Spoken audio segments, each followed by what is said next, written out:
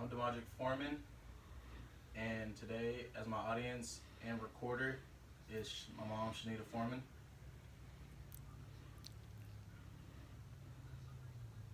Okay, so I have a joke for you today. What does a police with bugs called?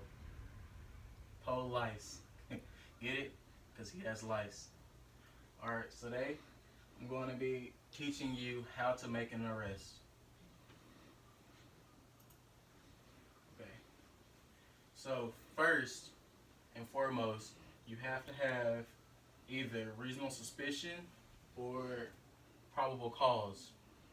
Reasonable suspicion, you have to have that because you won't be able to stop or frisk anyone without having that. And then probable cause, you have to have probable cause in order to have a warrant, search, or arrest.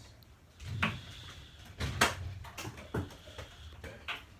Second, you have to immobilize the suspect or gain control. To do that, you can use of force, or you have to just make sure you stop them from moving and trying to run away. Also, to gain control, most police stations, they have a use of force policy, and if you don't follow that, you can get in big trouble, even lose your job, or get sued in court. Alright, so, to go back to the other slide, some police use tasers, and that's a serious joke right there. And also you can use deadly force if they try to fight or any of that kind of stuff. Okay, so next,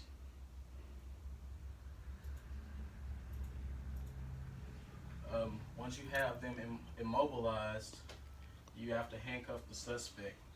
And when you handcuff the suspect, you have to make sure they turn around, feet straight, with their hands on their head like this.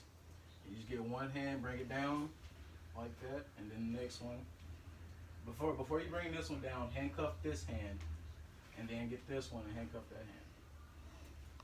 That way you have control of them, and they cannot move their hands or anything. And make sure they're side by side like this, so later on they can't move their hands down to their feet or anything. After you handcuff the suspect, they will still be in the same position like this.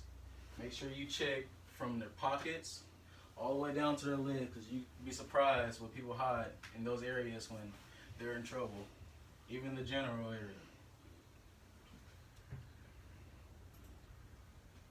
Once you get them down in the police car and all the way down there, they will get anxious all the way down, so they might start tripping out and just doing all crazy stuff, even snitching on other people and saying they didn't do it. And once you get them down to the station, before you bring them in, search them again, because there's no problem with searching them again, because you might have missed over a weapon or extra drugs or something they might have filled out.